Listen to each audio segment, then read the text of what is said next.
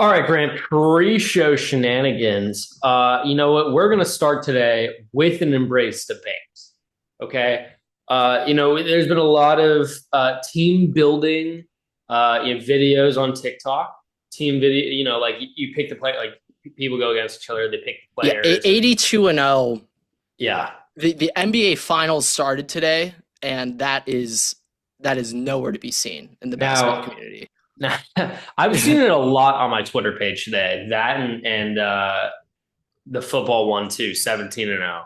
I saw that after you sent it to me. My entire Twitter page was just that for 2 hours. Yeah, But it's been the number one trend for like 12 hours now. yeah. But That's what today is. Grant, I saw this the other week, and I flagged it. We're coming back to it now.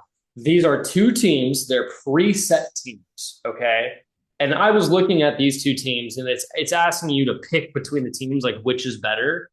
And Yeah, I think that this is actually extremely, extremely close between the two of them. So much so that is why I flagged it, because I think that you could go either way. Grant, I'm going what to read. sport? Football? This is football. This is for Okay. football. You know me, of course, it's football.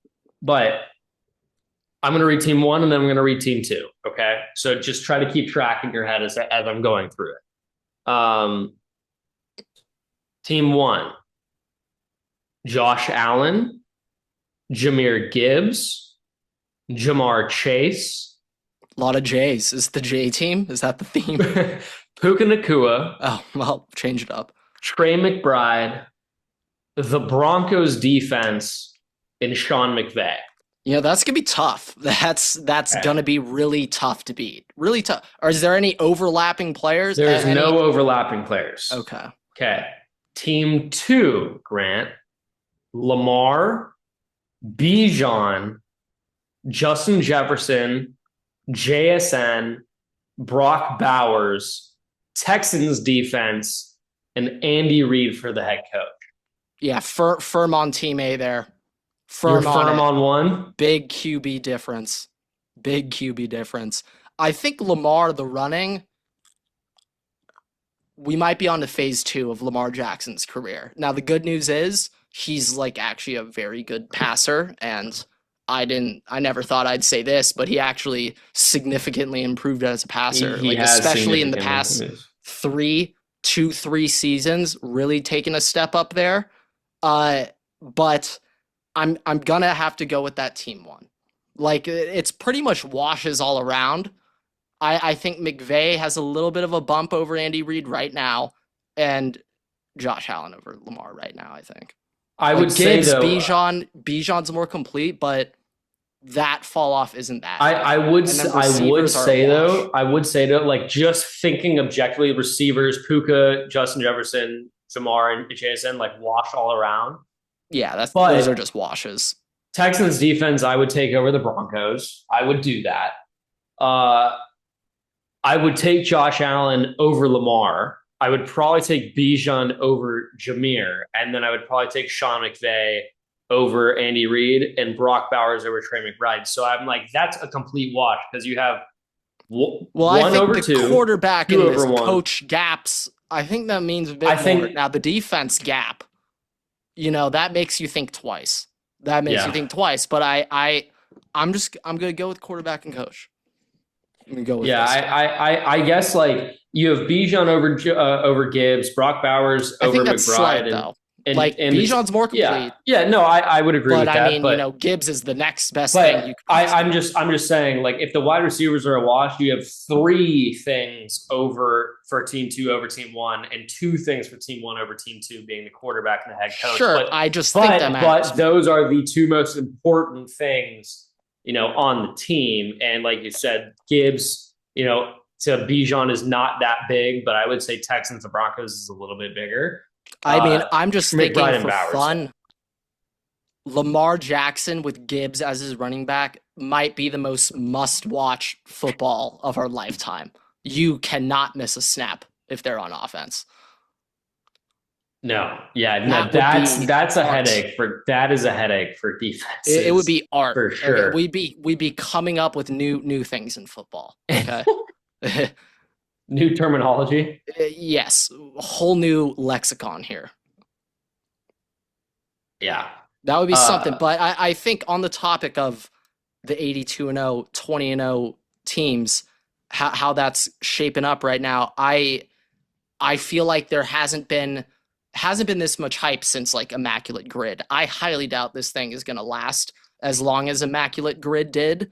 But I think with this, my most fascinating part is going back specifically like 60s, 70s NBA, where you probably know the number one guy listed points per game. That's but about after it. that, you're like, who are these people? I have no clue who they are at all. Yeah. But I think that one game, how it's going, I have found out from some sources that rebounds matter a lot.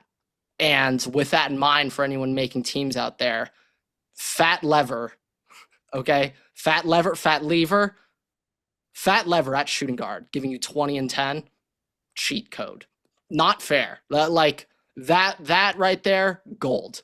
But they also think Wilt, I saw a meme going around how 82-0 considers Philly Wilt Chamberlain, and it's the screenshot of the Wilt Chamberlain game in Philly when he had like a 60-point quad dub, 60, 10 boards, 10 assists, and 10 blocks. But yeah, that game slightly. I did see a lineup of LeBron, Kobe, Michael Jordan, Larry Bird, and like Shaq, and they did not go 82-0. So yeah, it is really interesting. Or maybe it was Morgan Moses or whatever his name, not Morgan Moses. Moses Malone. Moses Malone. Thank you. I think he was the center, and it was not 82-0. Yeah. I think a little too weighted towards if you have Wilt / Luka at your point guard. If you got one, that's how you get 82-0. If you don't have one of them, it's gonna be rough. It's gonna be tough. Yeah. But it is yeah. addicting. Wow. Considering a potential Waterboy live stream, just sitting there clicking names. Yeah. Learning as we go, learning about new players. It is definitely a way. It is definitely a way to get your trivia knowledge up there. Yeah, but this is taking over the internet. We could out with this. How long is this going to last? See, the problem is it's coming in, one, during the end of basketball season, but two, in the summer where. Well, I think that's actually perfect because the most entertaining time of the NBA is the off season.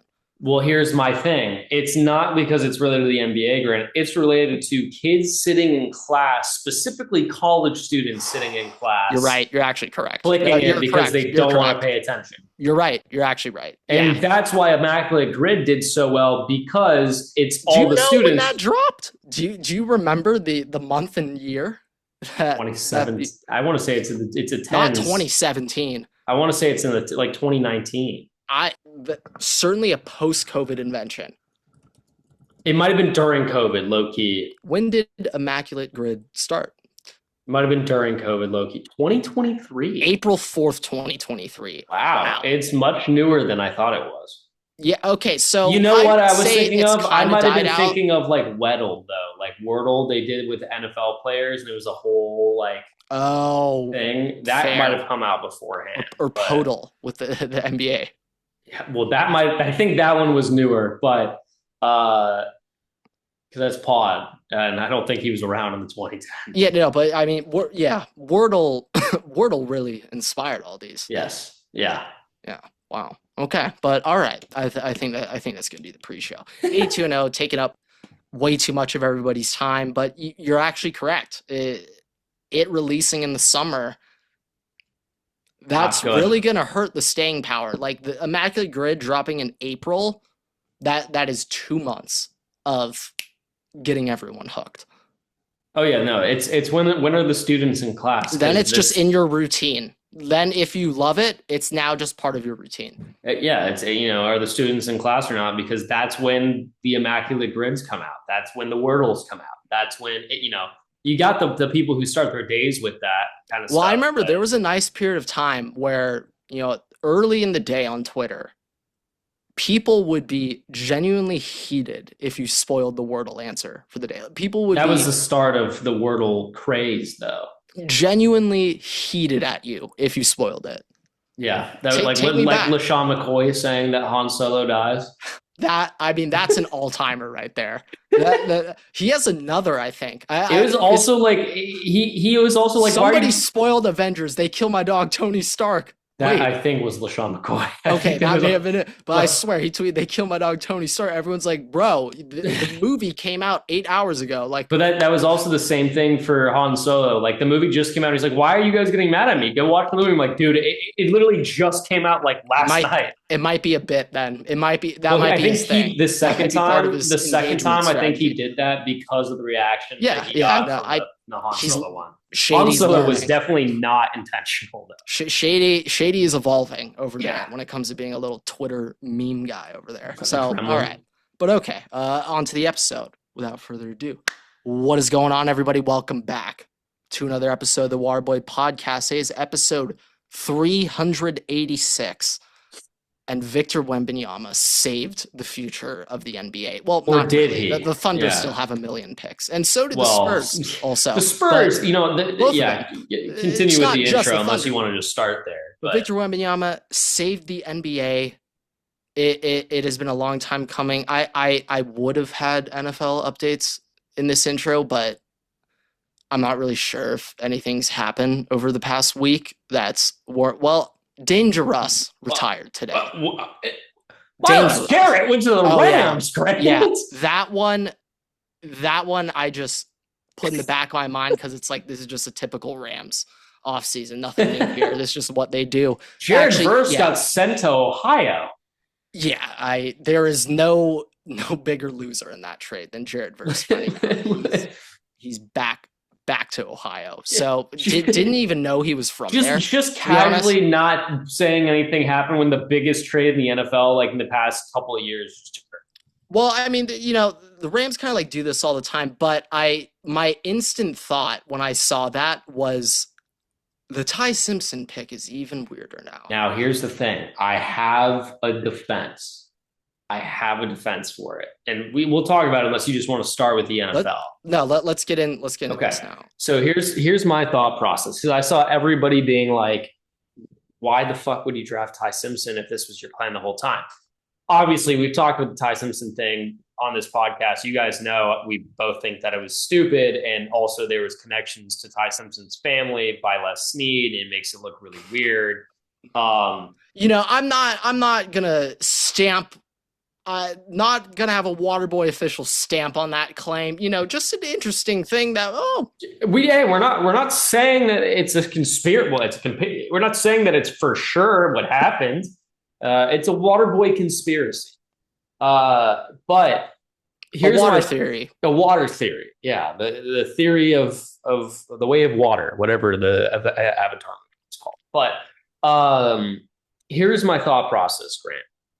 Not thinking or saying that Les Snead did this to appease Sean McVay after he was pissed off after the Ty Simpson pick. Okay, let's just think about this outside of that. This is, let's say, is Matt Stafford's last rodeo. Which is what a lot of people are saying now after all this stuff going all in for Matt Stafford's like last year. And he obviously signed an extension, which technically means it's not his last year, but let's just assume it's his last year too. Using that pick on anything other than a quarterback right now shortens the window entirely, because at that point, there's certifiable like dogs available, like there were. But if in a hypothetical world the Rams do pull off a Packers, changing of the guards with Ty Simpson, the pick is actually great because it allows their window to be continued to be open after Matt Stafford retires. Because Myles Garrett is older. You have all this other stuff. They traded for Trent McDuffie, but you're going to still have those offensive weapons around. You're going to have a quarterback that's going to be good and allow the window to continue to be open. And you're going to have been picking late in future rounds to be able to get a quarterback, which you're probably not going to be able to do if it's that late in the round if you're winning Super Bowl, right? So this pick actually allows their Super Bowl window to stay open long. I would say we're operating under the assumption Stafford retires, which, I mean, I'm just looking up. He just had his best season of his. He's not retiring after this year. I personally don't think no so. Shit. His extension's for like another year or two. So well, but also just like I've had this debate with many people, but he is without doubt a top 3 quarterback on planet Earth today, right? Oh yeah, no, which is crazy because he's what, 36? I want to say he is 38. 38. Okay. Which I just want to add with Russell Birthday Wilson in February. So with Russell Wilson retiring today, it just shows you how even more impressive it is that for older quarterbacks like Matt Stafford to still be a top 3 to 5 quarterback at that age.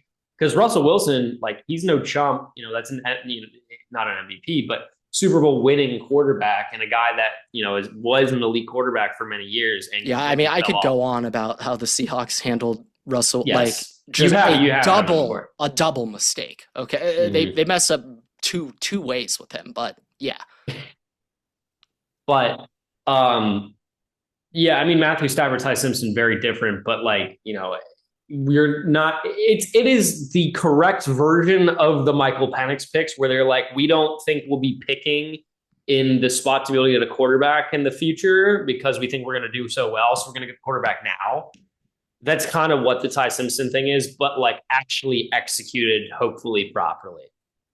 Yeah, so I mean, I kind of feel like Stafford's got at least 2 more in LA. So just going back to that window, I would just say NFL. I think he retired. Yeah. But at minimum, just two more in LA. That means Ty Simpson, he'll have 2 years on his rookie deal where, hey, right now the meta in football is cheap quarterbacks load up everywhere else, and you have a quarterback outperforming his contract value, and you just get a massive win there. And thinking with that window, you're going to have 2 years with Ty because he's about to go sit for 2. And maybe McVay, maybe with Ty Simpson, maybe Les Snead, and Ty Simpson's dad through Les Snead is like, he's going to need 2 years of McVay camp before he could play in the NFL. So, it's a transition there. And as they're getting Stafford off the books, they're probably going to be extending Puka and he'll be getting a lot of money, which, that one's kind of up in the air. That one's honestly kind of up in the air if they want to keep him or not, or let him go to the Titans and die. It's up to Sean McVay and let's see. How many years are left on his current deal? Actually? I believe Puka just finished his 3rd year in the NFL. It's crazy. And it wasn't a 1st-round pick, so like you can't pick up a 5th year. He's just going to be a free agent after 4, correct? I believe that is the deal without like exactly. If you weren't a 1st-round pick, you can't get that 5th year option. No, you cannot get a 5th year option. Yeah, correct. So he, in a way, he's up for an early extension. Grant, guess how much Puka Nakua's cap value is this year? I mean, he's making pennies. Just guess for 700 something. No, no, over? No, much over. Yeah, 700. Yeah. Wait, is he still on his rookie deal? I think so. Yeah. Well, I mean, it can't be that much. What, $3 million? Wait, can't is say this I is researched this like great. This is the last year of his contracts. This is the last year of his deal. Of the rookie This deal. year is the last year of his rookie deal. He is on the book for $5.8 million this season.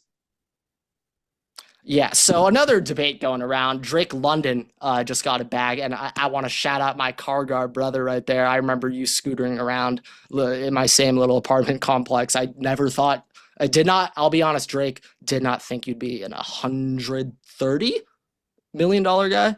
Is that what he just got?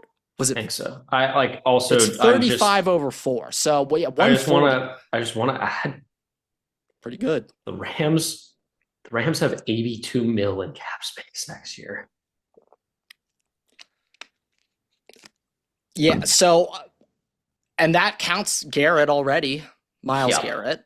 Yep, and Stafford. He has a pretty substantial contract as well, correct? So Myles, he's what, 36? You're talking who? Stafford? Who are you talking about? Myles Garrett. Oh, yeah, he's 32. That seems like pretty good value. He's 32 years old. I thought you meant 32 mil a year. Oh no, Grant, don't worry. His cap number for this year is for 2027 is 16 mil. Is that legal? I mean, is that allowed? His cap number this year is 9 mil. But his guaranteed salary is 31.5. So the Browns are paying his salary. Forgot about that part. Forgot about that. Is that? Oh wait, that was a post June 1st trade. Yep. But this year, Trent McDuffie is on the books for 10.8. Next year, he's going to be on the books for 30.8. So that's when that kicks in. And then Matt Stafford's, I think, 33.6 both of these years. No, sorry, this year he's 48. Next year he's 33.6.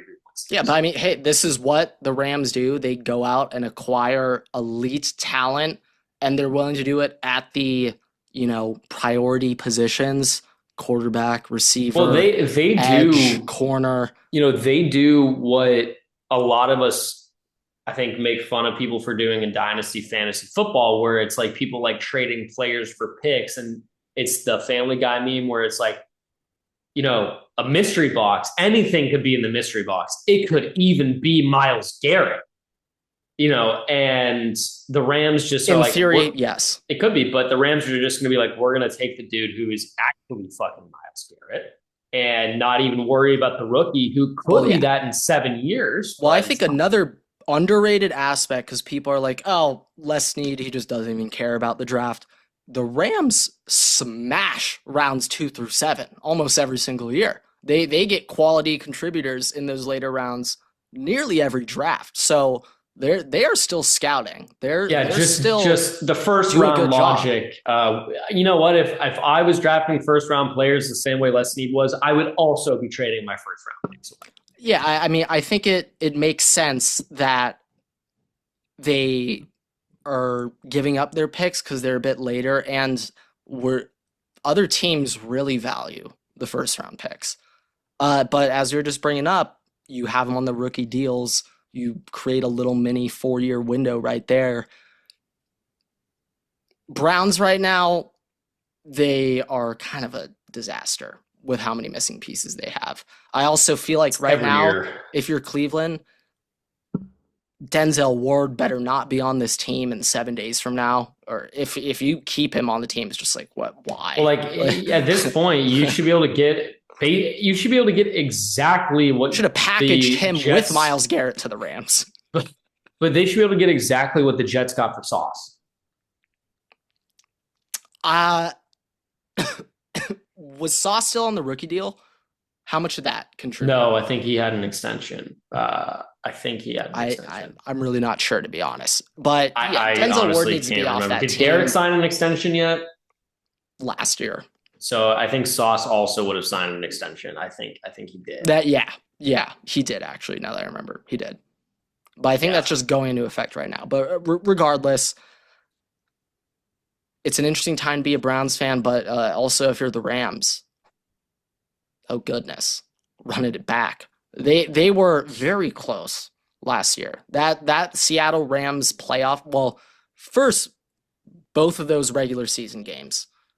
I believe one of them was kind of a defensive battle and like kind of mid, but the other one was just like fireworks, if I remember correctly. Playoff game was excellent though. Elite. Right? Well, that was where the Rams were one play away from the Super Bowl, which was the Zach Charbonnet bullshit end of the end zone. Okay, I'm just re-looking up. They were all bangers. The first game, Rams 21, Seahawks 19. But the Rams playoff game was the one where Zach Charbonnet got the ball behind the line of scrimmage or some shit and ran into the end zone, and they counted as a touchdown when people were like, that shouldn't be a touchdown.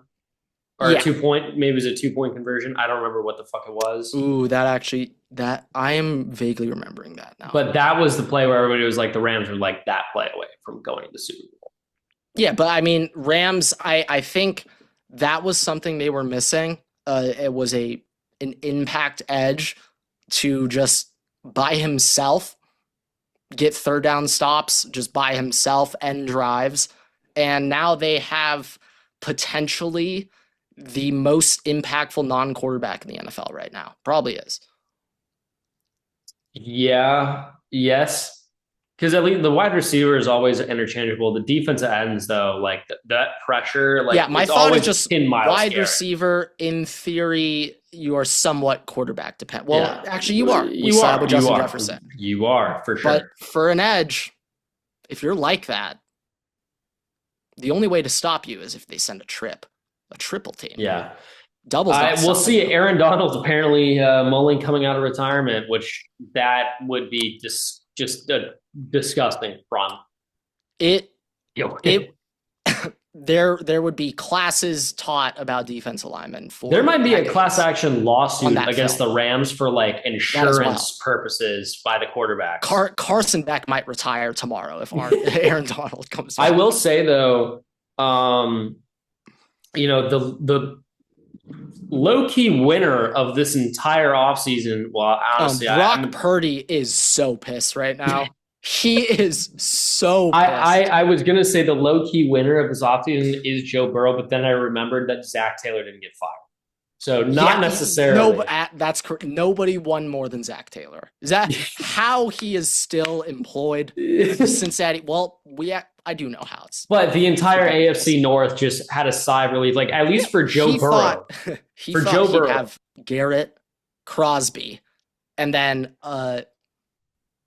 who? It's still TJ Watt, but TJ Watt. I was but Trey Hendrickson was. He still has to deal with Trey Hendrickson on the Ravens now, but like it's been Myles Garrett. But that's a transfer in division, Same problem, different team. Originally, though, it was Myles Garrett. He was on his team. And Max Crosby, and has now ended up being Trey Hendrickson and just TJ. So I will say though, I would imagine Joe Burrow, of all the defensive ends in the NFL, he has the most friendly relationship with Trey Hendrickson. I would imagine. I would hope so. I think both of them are in agreement, like, this ownership isn't doing us well. Like, Joe Burrow, no hard feelings for you leaving. I don't blame you for a second. I've been publicly contemplating retirement for 2 years now, so can't blame you for leaving. Andrew Luck, yeah, no, you definitely can't. Yeah, I mean, okay, as you bring up Andrew Luck, I saw a clip of Eric Ebron talking about the Andrew Luck retirement and the news. That's a great clip. You guys should all look it up right now. I thought I heard that wasn't true though after the fact. I mean, it's just an Eric Ebron interview clip where he's just like, "Oh my God, we looked unstoppable all off season, just lighting up everyone. Andrew Luck's throwing me dots." And he claims they had like one really bad practice day, and then he just retired that day. Heart's not in it. Clearly not. His heart was always at Stanford football. Always. Well, I do remember there was he was at the preseason game and he walked off the field like before the end of the game and then just retired. Yeah, an all-timer, and also when OJ Simpson posted that video of him drafting Andrew Luck in fantasy. And he's like, wait, he retired? Like 2 hours before. Yes. Yeah, no. OJ, bad decision, but okay. But yeah, otherwise, AJ Brown finally got traded to the Patriots. That one was that an overpay? Well, I guess they were kind of just whatever. But a 28 first. I mean, I do think that it is fair. He has antics, obviously, but I think in the position that the Patriots are in, and the fact that there's that connection with Vrabel. I get paying for it. They haven't had a wide receiver in a decade. I do think that the Myles Garrett trade low key was an underpay by the Rams too. Oh yeah, no, they did not give up much at all. Nothing. Really, really not a lot. That pick is probably going to be. One first. Highest one 30th first. overall pick. It ended up being one first round pick, right? And Verse. But like Verse, like they were like, we view Verse as another first round pick. So 2 first round picks for Myles Garrett's fucking disgusting. Like, what are we doing? Yeah, I mean, I think it's even better in this tier up type trade, going same position first, roster wise, just boom, replace. Yeah. No much further thought past that. It is funny though. Like I saw this video. It's like there's always a bigger fish, and it's the OBJ signing, and then the AJ Brown trade, and then the Myles Garrett trade. But Grant, I want to wrap up the NFL segment with this. Let's talk about Brendan Sorsby. Let's talk about the potential supplemental draft that's going to occur. I don't know the last time a player. Yeah, when was the last time there was a notable selection? I don't. As an Ohio State fan, my instant thought is Terrell Pryor to the Raiders through the supplemental draft. That's my instant thought. And going back, Maurice Claret, when he said I should be able to go to the NFL after my freshman year. It legitimately might have been Terrell Pryor, and before that it might have been Chris Carter. The most notable. Okay, so Ohio State has a history of guys going to the supplemental draft. Yeah, so right now I have true hits. I have 3 true hits in the supplemental draft: Josh Gordon, Terrell Pryor, Chris Carter. The last player, Brian Bosworth. The last player to be drafted in the supplemental draft period was in 2019. It was the 5th round, and it was Jalen Thompson, who's a safety. But Grant, this is what I'm hearing. And for reference for everybody, the way the supplemental draft works is it's for players who had issues and they couldn't be in the original draft. They enter, and then teams who use picks in the supplemental draft then lose that pick in the next draft. So if you use a 5th, you lose that 5th in the next draft. I don't exactly know how the math adds out, because obviously there's extra picks and stuff going around, but that's how it happens. This is what I'm hearing, though, Grant, or not what I'm seeing. It is potentially possible that Brendan Sorsby becomes a 1st or 2nd round pick in the supplemental draft. Apparently, scouts have Sorsby graded higher than Arch Manning, and obviously had him higher than Ty Simpson. I mean, I was just looking up, if he were to enter the NFL draft, he was projected in that 1st, 2nd range. He would have, the Rams should have taken him over Ty Simpson. But Grant, Trinidad, man, you ruined this whole thing. The thing that will be just crazy is if a team does decide to use a 1st round pick on him, Grant, that 1st round pick's gone. It's used. Yeah. And that creates a whole nother dividend, because now there's 31 picks in the 1st round. Everybody's, a pick ahead. And I think, though, it's even crazier. It's a supplemental draft now. Like, you're using a 1st rounder now on this guy who's got all these extra things going. Yeah, and, reading into some of the gambling things, this guy might be familiar with a parlay or two, okay? All I got to say. He might be familiar. Do not let him near Kayshon Boutte. Him and Jameson Williams can never speak, ever. Ever. Literally a non-contact. Create a restriction order. Just get that set up. No contact. Literally not allowed to communicate. Yeah, but I just think that it's crazy. Like, if you have a player going to supplemental draft who uses a 1st round pick, that is crazy. Well, I just think I'm just looking over Sorsby, who I did like him as a player, but he provides rushing upside, which the NFL loves. Rushing upside at quarterback, but also a multi-year starter. And right now, the crop of QBs, not that many starts under everyone. So that was a big talking point about Ty Simpson. He only started 1 year. If you look at the track record of recent quarterbacks taking the NFL with only 1 year starting experience, it hasn't gone great. And so teams are looking for multi-year starters. They're looking for that rushing upside. Not looking for the degenerate gambler Ohtani aspect, but he checks 2 of the boxes, and that's all that matters here. But I think some teams might be looking at this like, yes, we're going to be giving up another 1st next year, but also on the flip side, we can just have 2 1st round picks this year. I do just think, yeah, that's true. If a team loves Sorsby enough, I agree. It is just one of those things where it's interesting because next year's quarterback class is like there are so many quarterbacks this year. Yeah, I mean, just real quick on that next year, Arch, Dante Moore, Trinidad, Julian, I guess, is in the mix. Trinidad, Mensa, who else? Mensa. What are other names I'm missing here? Maeva. I gotta look at the player like names to get. There's so many fucking players. Maeva's in there. Mestamaker, he's in there. Sand should be in there too, technically. Yeah. Oh, CJ Carr. Okay. Like Josh Hoover will be from Indiana now will be in there. Just looking at that next year, there's actually gonna be a lot of multi-year starters coming out of that next class. But just real quick while we're on the topic, I actually think the biggest riser next season is going to be Jaden Maeva. Oh, I forgot Lenore Sellers as well. Yeah, hopefully he's not just like Joe Milton 2.0, just drafting on athleticism. I think Fafita is his last year. Yeah, he's going to be eligible. He's probably not an NFL quarterback. Marcel Reed, I think, is Nico. Forgot about Nico. Jean Matier. He might be looking a lot better with a healthy Brown thumb.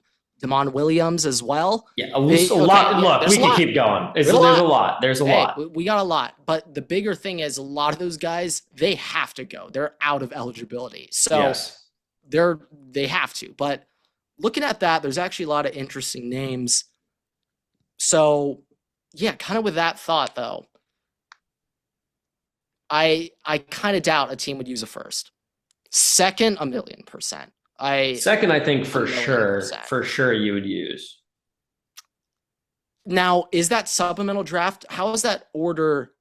Is it just the last draft and just, or how does that? I don't remember. How is the NFL supplemental draft?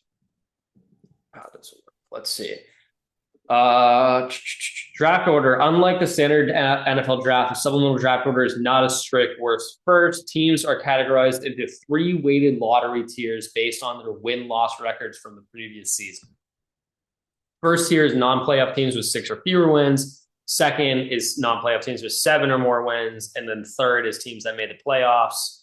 The order within each of these tiers is determined by the lottery, which gives teams with the poorest records the highest mathematical odds. So this is the lottery in the NFL. Wow. Can we televise that? Honestly, Roger, I want to watch. All for one player. It's literally just so. I'm not sure if teams would want to give up future day 3 picks just on supplemental guys right now. I think it's quite literally the Brendan Sorsby supplemental draft. Yeah. Yes, it is the Brendan Sorsby. Unless Justice Haynes wants to enter that right now, because boy, I know a lot of teams that would like him. Trinidad, can anybody entice you? Justin Haynes didn't commit. Can you imagine Trinidad doesn't go in the normal draft, and now he's like, yeah, fuck it, I'll go in the supplemental now. They'd just be like, what are we doing now? Well, I have no idea. That would be a first round pick. He would be a first round pick. Yeah, sure. I mean, I'm just caught up in the Trinidad craze. I love him, so I'm blinded by my love. So you will not get a fair reporting on Trinidad from me. No, you won't. Okay, Grant, let's move on here. Let's move on to the NBA. Currently, the NBA finals have just started. The Spurs lead at halftime as we're recording this, but obviously you guys will know the outcome of game 1 before. You know what? I'm going to tell them the outcome right now. Spurs are winning by 15. It's going to get nastier. Yeah. But Grant, so Wembanyama literally godfathered the Thunder. Well, and it works, but the one specifically thing, Chet. I mean, he godfathered Chet, but then summer of Chet's life. I'm more so talking about when he went up to Plumlee and Biyombo, and he was like, "Fucking take him out." Yeah, so he's a mafia mob boss. Okay. Yeah, he godfathered them. So that's you. But look, yeah, that's you know what?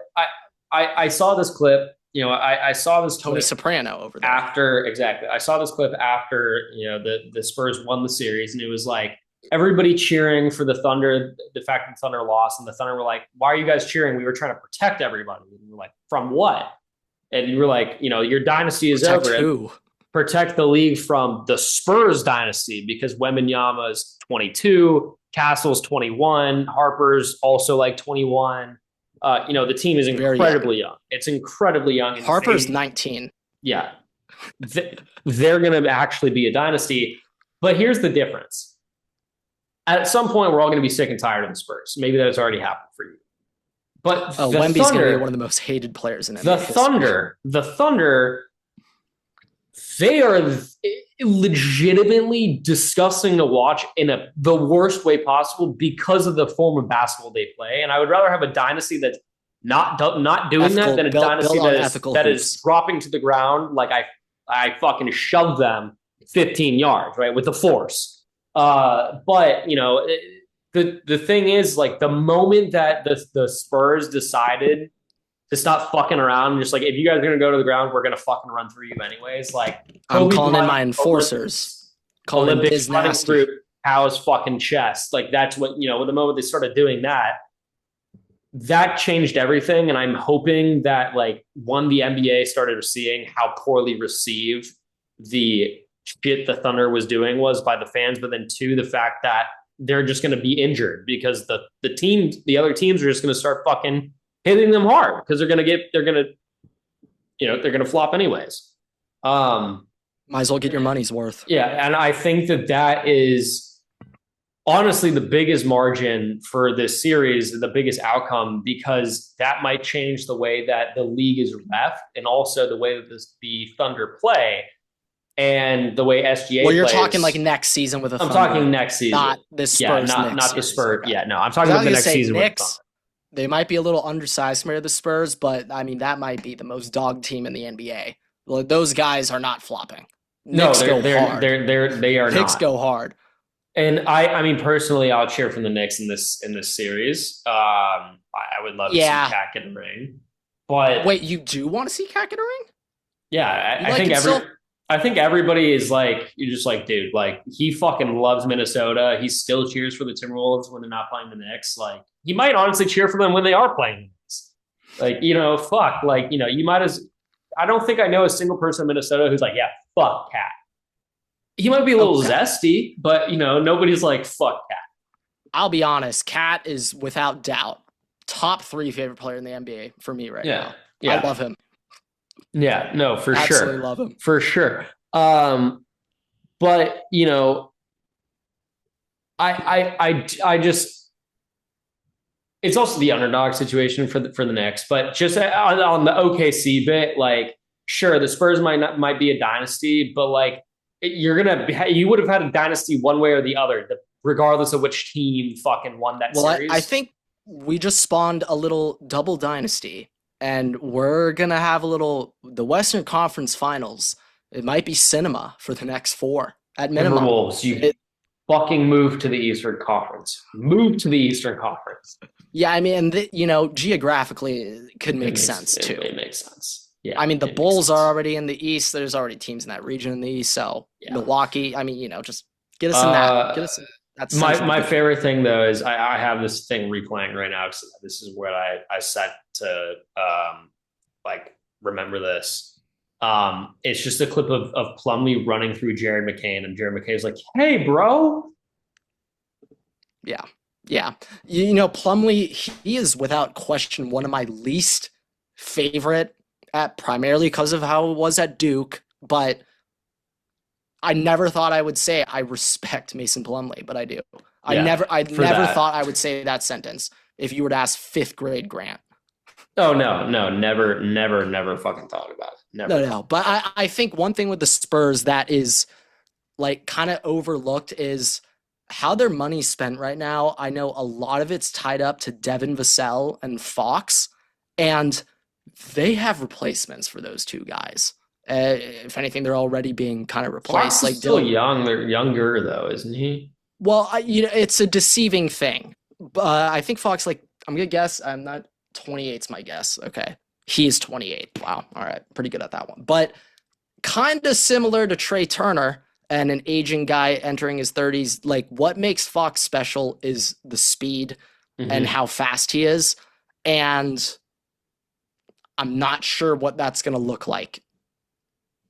Well, I would assume, that once he hits 30, he'll probably be on this for another year. But I'm saying, like, those contracts clear up in time for the. But like that is also regardless of supermaxes, regardless of De'Aaron Fox's age, like that is the position that they are most likely to want to replace anyways, based on how the team is. Well, like they already got guys there. I know, but I'm saying that they're just, if you were just going for a pure 1-2 guy, like that is, or based on the way that the team's built, the pure 1-2 position for somebody who just play 1 or 2, that's the one position that they probably can most easily replace. Yeah, they can easily replace it. But another thing which I think is kind of overlooked is as Wemby develops more and becomes even better than he is now, believe it or not, it's going to happen, folks. He's going to make it easy on the new guys coming in. I mean, with that guy on the team, we're pretty close to him. Just he's gonna be carrying the ball up the court, and he's the point guard. 7'4" point guard. I mean, he led the NBA in step back 3-point percentage 2 years ago. Which is, I mean, it's crazy. Led the NBA. That does go to show you, like, bigs that can shoot threes. Kat, Jokic, Wemby. Those teams are the ones that do. I guess. I don't really know how well Chet can shoot threes, but not in this year. It a little bit, but that's what not goes, their best shot. That's what goes to show you, like, those are the teams that win. Those are the teams that win. Yeah, I just think NBA is changing so much. We're seeing new molds of players. Now these bigs are whapping threes like it's nothing. But I think the Spurs, they've got this set up right now where Castle, Harper, Fox included, and Vassell, like, and Champagne. Champagne. Is it really just champagne? Like, I'm pretty sure champagne. The PAGNIE really. I'm pretty sure that's how champagne is spelled. Yeah, we're going with champagne. That's a special spelling of champagne. Maybe I also know somebody else that has the same last name, so. That could apply in New Orleans. that could pop up. That could pretty be frequently. Yeah, but those guards kind of play like the Knicks guys. They are just dogging, sprinting. You only need to defend the perimeter. You want them to come in. You want to force the guys to drive inside, because then Wemby, and then it's a guaranteed miss if you drive him inside. So Spurs, they got something cooking up over there, and. Yeah, I mean, he did save the NBA. The Thunder hate's so big that I don't think the community will flip on Wemby, even if they go back-to-back next year. Well, they got to win this series first. Give it 3 years. 3 years from this season. If they go back-to-back from here... Well, I mean, it flips so easy. It's the same way with Mahomes and the Chiefs. Like, everybody was like, "We want you guys to win." For the first one, they went to the Super Bowl one too many times. You're like, all right, we're done with this. We're done here. Yeah. But I think we might be seeing a little bit of a mini rivalry here. Maybe a little bit of that Lakers Spurs between teams, but between Chet and Wemby, there is no rivalry anymore. Well, to Wemby, it'll never be over. It will never be over for Wemby. I don't think it ever will. Chet, he found out last month Victor Wembanyama hates him. So he's digesting this. Once again, the longest summer of Chet's life has just begun. And it's only he wants to post one of those like Kool-Aid pickle videos or Kool-Aid pineapple videos. And he can't. We may need to start this on the pod. The Jared McCain TikTok tracker this summer. We may need to look into it, because if Jared McCain just goes silent on there and it's just like photo dumps, ooh, watch out. Okay, watch out. I doubt it, but just throwing that out there. It might happen. Yeah.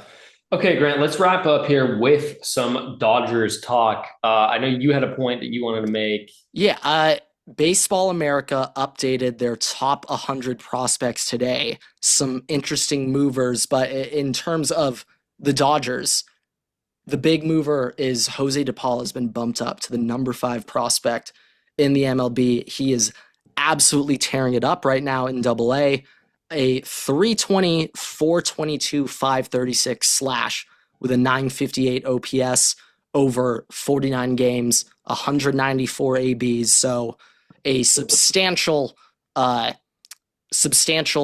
frame to look at, sample size there. The other thing though, which really stuck out to me and I think is a big indicator of that scary hitter I keep bringing up, but a positive walk to strikeout ratio, 34 walks, only 30 strikeouts, only 8 home runs, which sure, some power to be left there, but 18 doubles, still has a 536 slugging. So he is getting extra bases and also 16 steals in 49 games. So he's shown a little bit of the 5 tool there. Fielding stats don't have those listed, but I mean, who cares? If you're hitting like that, I don't care what your fielding is. Yeah. So, yeah, that's the thing. But, as we were bringing up before I was saying going into this year, because our prospect scouting's so good, you kind of might as well trade these guys because we're just going to find right now it is possible that this is his high. It is possible. I don't think it's likely. Very possible. I don't know if it's I don't know if it's likely. But this is the time where you can go and get those established contracts, or guys you want to extend. But I think though, Grant, maybe you're about to make the same point. The one thing I'm curious about seeing the Dodgers do this year, considering the lockout looming and the likely cap ceiling and floor that's put in place, and the fact that likely means the Dodgers are going to have to slash some salaries or players. Maybe they work something out and they're able to move around, money. Rework contracts. Yeah, so that they can keep everybody. I don't know right now. But the craziest deferrals you've ever seen in sports. We're just going to have Dodger Day. Not like individual player day. It's just going to be Dodger Day. But let's spread them out. Let's make it the whole month of let's make it December. It's our advent calendar. Okay. This day, Shohei Ohtani. Then we have Mookie Betts. And the day before Christmas, it's Yoshinobu Yamamoto. Mm-hmm. Everybody gets a present. And then it's Christmas Day and you're like, fuck, that's Roki Sasaki shit. Yeah. But it's going to be interesting for me to see if the Dodgers are a little bit more hesitant this year when they would normally be a little bit more open at the deadline for stuff because they want to keep. Yeah, so that's kind of where I was getting into. Because if they have to slash, then those are going to be the guys that they're just going to call up to replace. Because they're going to be exactly. Yeah, so I think I was bringing this up beforehand for non-Dodger fans out there. If you look at any prior teams, not just to win the World Series, but teams that have made it. So thinking of Diamondbacks in 2023, thinking of Rangers. Smaller Rangers too, but thinking of Rangers kind of splash, but good. Smaller market teams Guardians. Getting deep, making a run, Rays even in 2020 COVID year. Those teams, they have multiple guys, kind of going back to the first round quarterback debate, multiple guys on $700,000 contracts overperforming. Going back to the 2020 year, now the contracts were prorated, shorter season, but Will Smith accounted for $200,000 in the 2020 World Series. I mean, crazy. You can't get better bargain for your buck than that. But I think the emphasis on having at least 2 guys in your lineup on $700K pre-ARB renewal deals just overperforming and playing as if they are $30 million a year guys. Teams are kind of need to have that just because the other top teams will have that. So you're going to need to have guys overproducing the shit out of their contract. And DePaula, Hope, Quintero, Sirota, Davalan, Tibbs. I mean, I didn't even bring up Tibbs. He's in AAA. He currently has a 1075 OPS in AAA with 215 ABs. So, I mean, he's ready. I mean, he's just sitting there waiting for Andy Paz to get hurt. You would think maybe with Teo getting hurt, that might be it. But, I mean, he's just sitting there kind of Michael Bush. Well, he's 23. So I wouldn't say he's Michael Bushing down there. He's got 4 more years of that before we classify it as Michael Bushing. But we have so many. I mean, I'm just looking of our top 20 prospects. 1, 2, 3, 4, 5, 6, 7, 8, 10 of our top 20 prospects are outfielders. So let's play it conservative. At least 2 of the 10 are going to be good MLB Look, players. it's a good problem to have, though. It's a very good problem to have. Oh, yeah. But I think maybe Dodgers are thinking, let's just confirm we keep the 2 guys that hit, and by, to confirm that, we don't trade any of them. Yeah. I mean, like, I think that's a good idea, like we talked about. Like, I could see them doing that this year specifically because of the looming lockout. Yeah. Like, normally I would say, like, they probably won't do that because they simply just don't care. They're like, you've said it before, like, their mindset is we're going to always have another guy. Like, there's going to be another guy that fucking just comes in and does the same thing. There's going to be a new 19-year-old 1 year from now that we're like, oh my God, this guy. Or there's going to be another Japanese guy that, when they start going and getting those markets. And normally that's what we'd say. But I do think that the Dodgers are going to be uncharacteristically, stingy with the roster. With the prospects. Yeah, I don't expect a lot of buying, any of that going on.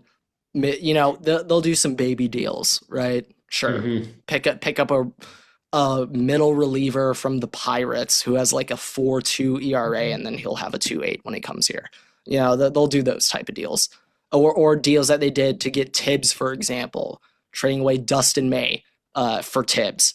So maybe some moves like that, but no, I don't expect crazy spending from the Dodgers in terms of trades at the deadline. And like also don't really need it. Team's looking pretty damn good right now. So yeah. But we'll see what happens. We'll keep track. Obviously, as we get closer to the trade deadline, that's usually when you see the Dodgers using those prospects the most to be able to go and get guys. But it's also going to be hard to be in a position where, like, you go and get a Skubal. Well, you can't get a Skubal this year because he's hurt.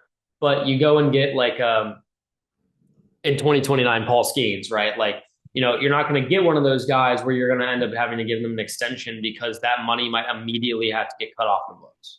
Yeah, I mean, already right now, the initial proposal is not going to go through, but if it did, I think the Dodgers are around $175 million over the cap. Yeah. I mean, like, I still think that it should be a floor with no ceiling. But I know that's not going to happen. Just on that, like, just lockouts in general, it's usually the owners or the player side, or it could just be either. The lockout is the ownership side that does that. Yeah, just all lockouts in general. The players they have their own way of doing it. The terminology is different, but lockouts are usually when the maybe a player strike if it was from them. Yes. The ownership and the employer, they're the ones who do the lockout. And then the other way, it's like a strike. Yeah. So, like, just from what I'm hearing, the MLB Players Association rep is like, we're not taking any deal with a salary cap in play. No ceiling. That's kind of where the MLBPA correspondent, that's his stance right now. And yeah, I mean, if you look at, I was just Googling largest contracts in sports in the world. It's mostly baseball or soccer, I feel like. Yeah, there's a couple of soccer sprinkled in, but it's baseball. Like of consistency, getting those 300 mils, it's always baseball. And as long as players see that, no way are they giving that up. just when they saw all of their old vet teammates get it, it's like, I'm not going to be the guy to now give it up. No. Yeah, no, for sure. I don't know. It's gonna be interesting to see this year how things might change um, going through the Yeah. rest of the season as we kind of quickly approach the realization that we are going to have a lockout. But Grant, Yeah, it's happening. unless you have anything else to say, we'll wrap up here.